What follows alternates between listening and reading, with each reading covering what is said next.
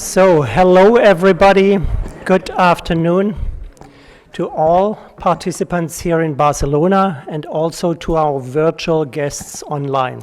Thanks very much for joining in, and we are looking forward to a good fourth meeting of the European Access Academy this time. As you know, the aim of the European Access Academy is to support a successful implementation of the EU HTA regulation. The regulation is there, we have it, and it's now up to us to turn this in a success. And this is a, how should I say, unifying moment, I think, of all involved stakeholders, of patients, of physicians, of HTA bodies, of the society as a whole, to turn this into a success, the given regulation. Each time we are focusing on a different special subject. This time it's the critical role of hematology, oncology, as a pacemaker for the early implementation phase of EU HTA. We have chosen this subject for a variety of reasons. We didn't list all the 25 reasons, we just listed 5 of those. As you know, hemato-oncology is at the forefront of medical innovation. My understanding roughly about, let's say, the procedures that pass through the HTA process in Germany, about half of them is in hemato-oncology. So I think that's a good reason to focus this one on the pacemaking role of hemato-oncology.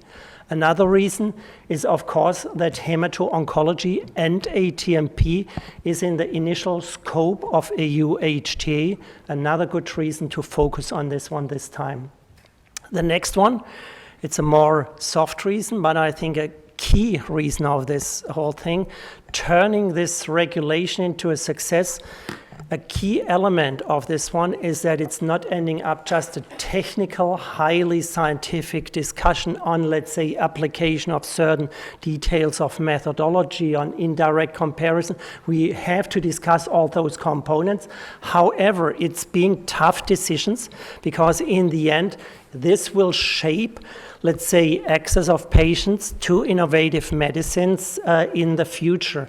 And I always think those tough decisions and preparing those decisions does require a cool head. We need to know all the data and the base for the decision, but it also requires a warm heart, because we know it's decisions that will make a difference to patients and the real situation. The fourth reasons that I have put in is that EU HTA is a unique opportunity to foster evidence-based medicine. And this for a variety of reasons. I think evidence-based medicine, as you all know, consists of 3 pillars. It's the data, mastering the data, but it's also clinical experience. That is key, and it's the third one, the patient expectation.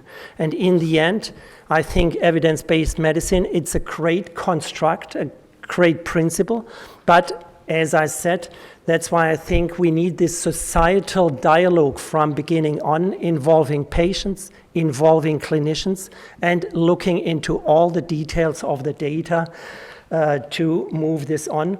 And from my experience, from the German environment, again, sorry for quoting this a second time, my feeling was that the national debate and the societal debate after the introduction of the AMNOG law reached another level.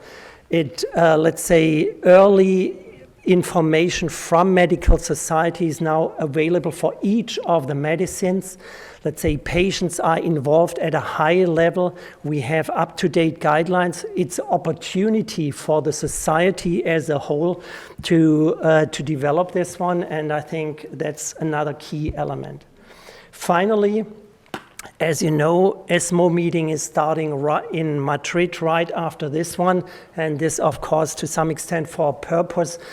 We try to link our meeting to hemato-oncology and also to the subsequent ESMO Congress, because we think this time a focus on medical society input in the EU HTA process that is required and that is really key for turning this regulation into a success.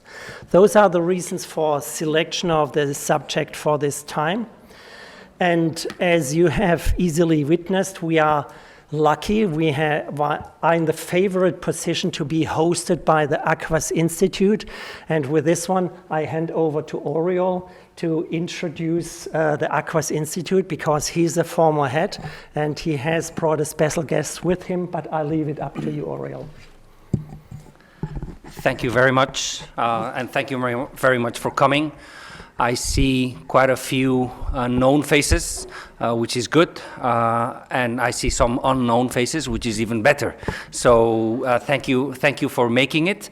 And let me now turn the word to Laura Sampietro, who is the president of AQuAS, and who is the necessary person that made all this possible. So let me explain you a small thing. I was on a trip from Barcelona to Madrid on the AVE, which many of you will be taking tomorrow, and I had this very short conversation, and she said, yes, we'll do it, and that was enough. So we kept on working from there. Okay, thank you very much, Oriol. Thank you very much, Jörg.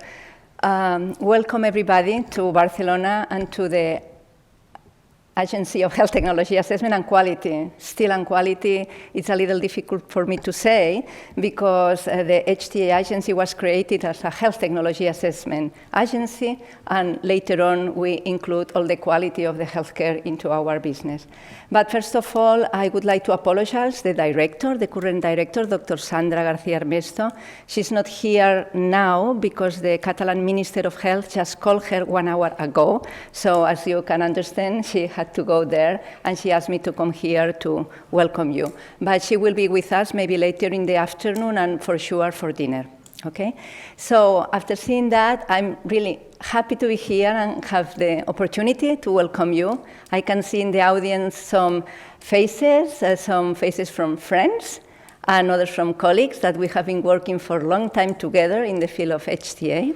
And just for those that don't know what the Catalan agency of HTA, that now we call AQuAS with the quality, we were the first agency created for HTA in Spain. That was in the late 1980s. And in 1991, we became the Office of Health Technology Assessment. And in 1994, we became the Agency for Health Technology Assessment. We were the second agency in Europe to be created. The first one was SBU in Sweden. And then we, more or less like with France, that I can see some French friends here. So we almost were tied in the creation. We are proud to see that we were the second. The importance that HTA has had in the Catalan health system is just shown by how the agency has grown during the last years, and how we have been taking more and more responsibilities, like the quality, to inform decision makers on how they can make better decisions for a sustainable and productive also, and high quality healthcare system. No? And lately, I have to say that the Ministry of Health, the current Ministry of Health, is completely committed to AQuAS. He wants to push AQuAS at the top, and they are involving us in all their discussions and in all their policy strategies that they are designing.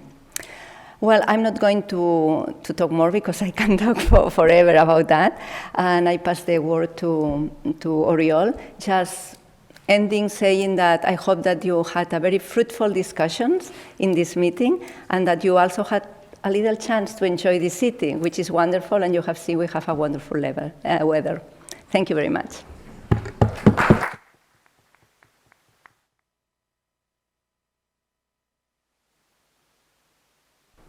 So let me continue.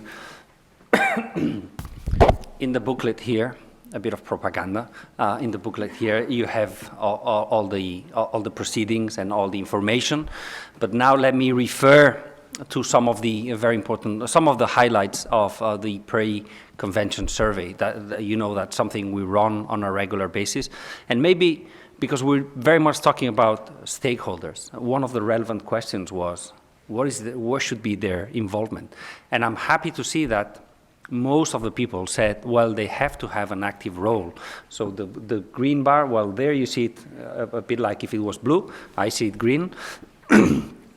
And, but I think what is recognized by the stakeholders is that this, the involvement of clinical societies and clinical professionals needs to be increased and probably be made more aware. And then if we go to the lower graph in trying to understand what are the type of things that should be incorporated, well, basically it's on a wider range of things. It's not only the evidence, but also it's the ethical things. One thing that matters to everyone is time. Time, how much, so what are the elements that should be incorporated, and that's time. Then it's population, so there is a good understanding or a good will to incorporate the participation of different population, and then obviously discussing the effect size.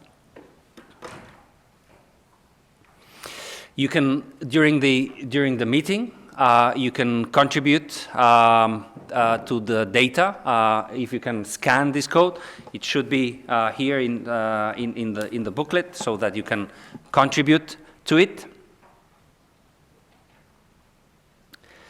And yeah, just a run through the agenda for today. I'll say a couple of words more. Then it's a bit of short talks about different people, distinguished people. It's on the hemato-oncology pipeline, and we have Caroline Potet. Then the pacemaking of the coordination group by Roisin Adams. Then the perspective of ESMO to support HTA, Elizabeth de Vries. The hemato-oncology perspective from Martin Kaiser. Then we'll have a virtual participation from the Director General of Drugs from Madrid, Dr. Hernandez. Then oncology from the German perspective, oncology in HTA from the German perspective, and then finally an industry perspective. To then have a discussion on all these issues and try to come to certain conclusions. So if I may, just a couple of brief words. Laura has already said some things about AQuAS. I pretended to say that we, here at AQuAS, of which I had the pleasure to be its director for, I would say, a long while, we had the pleasure to be there in the European space and doing quite a few things. And one of the things I tend to say that I'm most proud of is that, and don't get afraid or don't get shocked, is that HTA is not, an HTA agency is no longer needed. Why do I say this? Because I think we managed to convince everyone that HTA was necessary, from the politicians to the clinicians. And that keeps us, I think, on the right path. There are still quite a few things that we need to do. One of the questions is who evaluates the evaluator? So who looks on the evaluator? Then better engagement with clinical societies, the updating of clinical practice guidelines. I think we have a lot to do on early access and more specifically on early dialogue, trying to understand which are the things we should not be doing, just not to embark on useless projects. And of course, there is a message of sustainability. Sustainability, which at the end we all have to together try to come to. And then more specifically in hemato-oncology, which is the topic of today, I think there are lots of things, most of which will be commented, but certainly combination, resistance patterns, so how do we incorporate those debates? PFS at the end of life, is that enough? Is that not enough? End of life criteria, so when is it the time to just pull on the brakes? And then a couple of other things, real-world data governance, all the digital and digital transformation, and of course, PROs and patients' involvement. So if I may, just to comment about the house that is hosting us, AQuAS. AQuAS has been around for very long. I've been a proud member of it, in fact, in 2 occasions in my life. And I think that we need to understand that AQuAS is the political mandate today, as Laura said, is very strong on AQuAS, very, very strong. And it spans not only on HTA, but trying to understand how HTA can influence different things. And that goes for data and data governance, that goes for innovation, that goes for evidence generation, that also goes for patient participation, healthcare research, and many other things. And I think it is important to understand also that AQuAS has been, almost from the very beginning, a collaborating center of WHO, so sharing the voice and sharing the word of HTA, and probably that's why, at least in some countries, an HTA agency is not needed anymore. With that, I'll leave it to the real people, well, to the real players of today. And thank you very much. Thank you for coming. Maybe just 2 final warnings. As much as we like Barcelona, and as much as we love Barcelona, it can become not a very safe place, especially at night. So beware of pickpockets. I think it's written everywhere, but just beware of pickpockets. I wouldn't like you to go to your home country saying, the meeting was fine, but I couldn't make it to Madrid because my wallet was stolen. Thank you very much.